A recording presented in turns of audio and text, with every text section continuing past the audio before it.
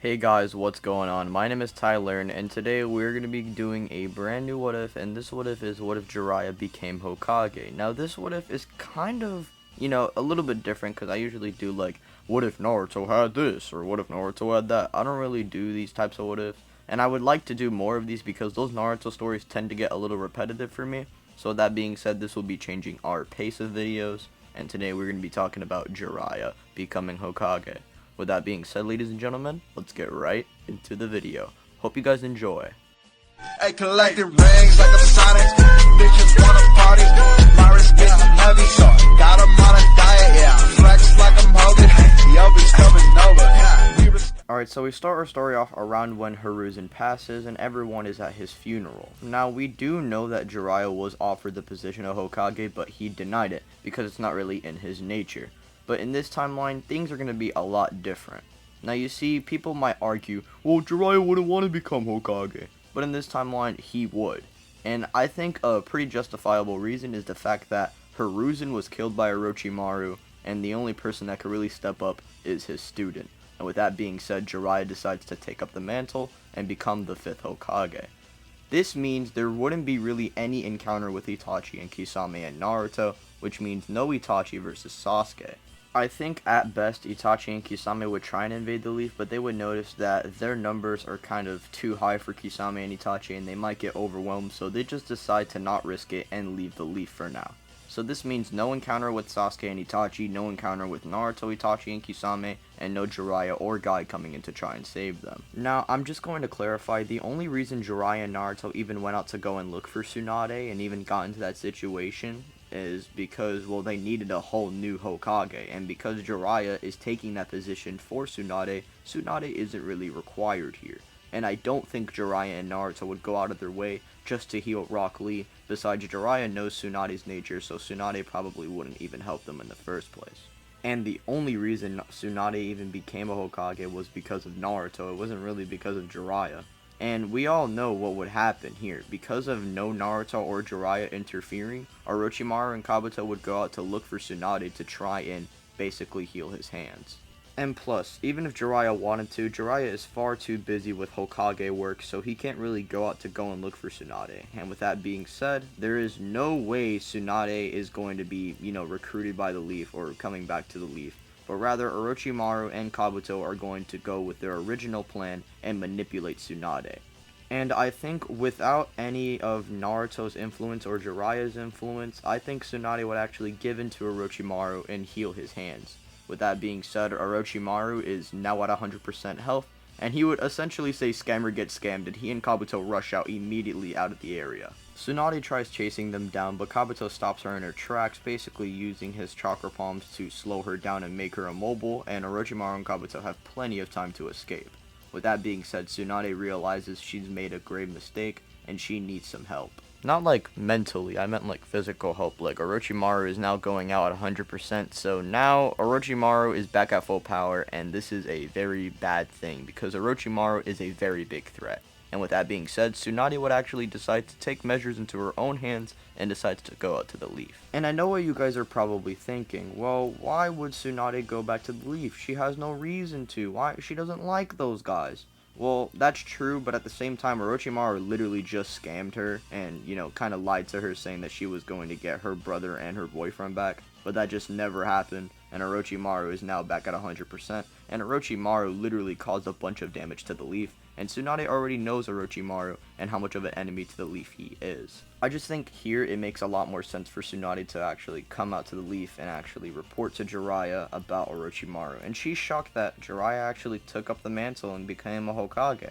But she also disrespects him for becoming one as well, because Jiraiya will just probably die and be forgotten about, and then the 6th Hokage will come and the cycle will just repeat. And Naruto is in the room when hearing this because, Naruto is a student, so he's just going to be following Jiraiya around. And when he hears this, he tries to fight Tsunade similar to how he did in canon, but Jiraiya and, them being in the Hokage office doesn't really let this happen, and Jiraiya tells Naruto and Tsunade to take it outside. The two then fight with Naruto getting bopped, but actually revealing to Tsunade that he does know how to make a Rasengan. It's just that Tsunade is a lot faster than him.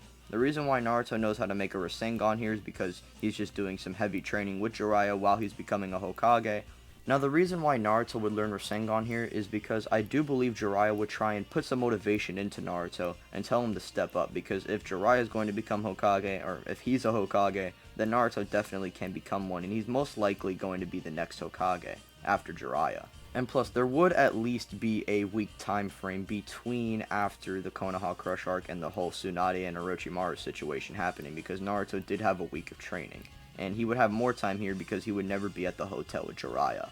So he can make a perfect Rasengan, but the problem is that Tsunade is just a lot more powerful, so it's not going to work on her. And she's impressed at the fact that Naruto can even use this jutsu. The only people who could use it were Jiraiya and the 4th Hokage himself. And Naruto would then say how that doesn't matter and to never disrespect the Hokage like that ever again, as he would then collapse due to exhaustion.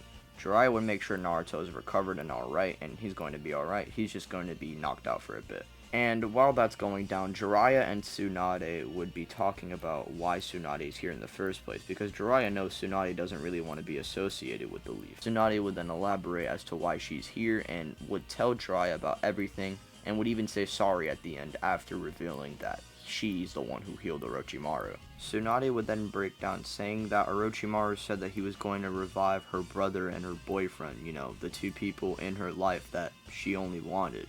And with that happening, Jiraiya understands, and Jiraiya would tell Tsunade that they will get him, by all means necessary. At that point, we would then get to around the time when the hospital fight would occur, and here I think Sasuke wouldn't be nearly as mad as Naruto, and I think the spar would be kind of more friendly at first, but then Sasuke slowly turning his anger into power, allowing him to kind of get the advantage over Naruto, and force him to use the Rasengan. So here, Sasuke kind of follows the same path, because he was already going down that path in the first place once he already saw Naruto defeat Gaara and kind of show Sasuke that he's stronger. But this Sasuke is not nearly as violent or aggressive as his canon self because of that Itachi situation never occurring, and this would eventually lead into Sasuke getting tied by a tree, and then the Sound 4 coming in to take Sasuke, and Sasuke decides to take in the clout and go with Orochimaru's team, and this would lead into the Sasuke retrieval arc, which is actually a lot different than in canon. Also, I would like to say that Jiraiya would mention to Tsunade about this one taijutsu ninja who is critically injured, and I think here Tsunade would actually heal Rock Lee. It would just happen a little later, so maybe he's a lot more fatigued, I don't know. Regardless, the same team is still made like in canon, and this time Jiraiya and Tsunade don't know where Orochimaru's exact hideout is, so they just decide to stay by the leaf just in case if Orochimaru attacks, because maybe that's his plan, to get the Sound Ninja to distract the leaf and allow Orochimaru to just go full berserk. So they decide to stay behind, and this leads into the Sasuke retrieval arc that we all know and love, and it's pretty much the same as in canon, and Sasuke still escapes and Naruto still loses. And Shikamaru still fills the team, but everyone's back alive. Here, Naruto and Jiraiya would be talking at the hospital, and here I'm going to say Naruto would be told by Jiraiya to train for the next 2.5 years intensely, but Jiraiya can't really help Naruto since he has Hokage stuff to do. But there's another person that's pretty powerful and Naruto could learn a lot from, Tsunade. So here I'm going to have Tsunade and Naruto be partnered together for the next 2.5 years, and basically be training together.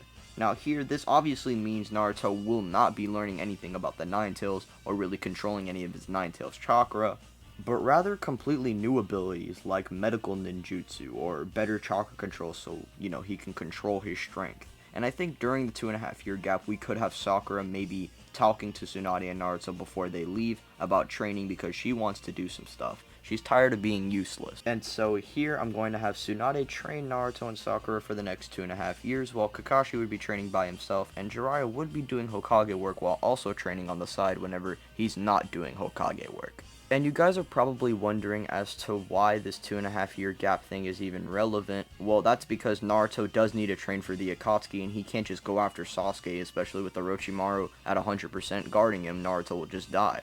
And during the 2.5 year gap while Jiraiya is training and Tsunade is training the other two, Jiraiya is currently trying to find Orochimaru's hideout with a bunch of Jonin, which they don't manage to find yet. And as for Sasuke, Orochimaru wants to make sure Sasuke is strong enough, so he's going to be training Sasuke intensely up until the point to where he's at his limit and he'll just take his body. Here, Naruto and Sakura would both show monstrous levels of strength, with Naruto being slightly stronger and slightly faster than Sakura. But Sakura's still strong in her own right. She also has better medical ninjutsu than Naruto. But anyways, they would collect the bells from Kakashi relatively easily, considering the fact that this Naruto in base to base. So they both collect the bells relatively easily, and it would be reported that the Kazekage in the Sand Village has been taken.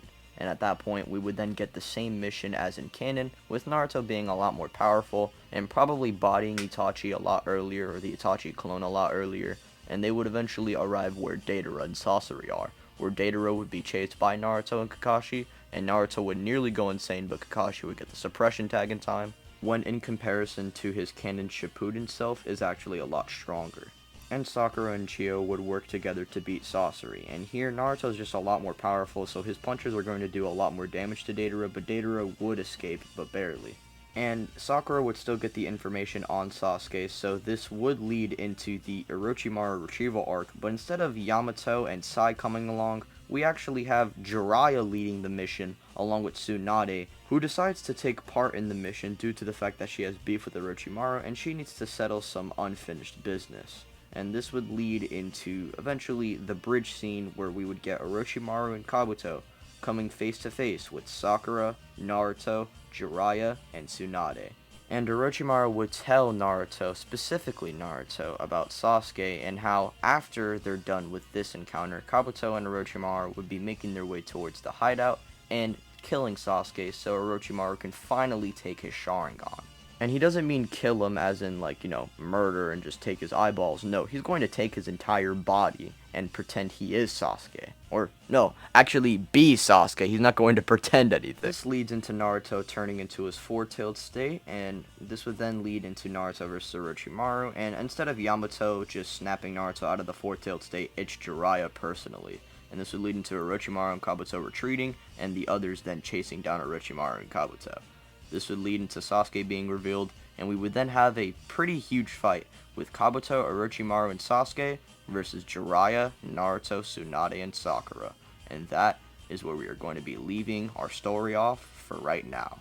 So what did you guys think of this What If? Did you guys like it? Did you guys hate it? Let me know down below. Subscribe, hit the notification bell if you are new. That way you're notified and updated every time I upload. Follow me on Twitter, which will be in the description, along with joining the Discord. With that being said, ladies and gentlemen, share with your friends, share with your grandma. My name is Tyler. Thanks for watching. Peace out, guys.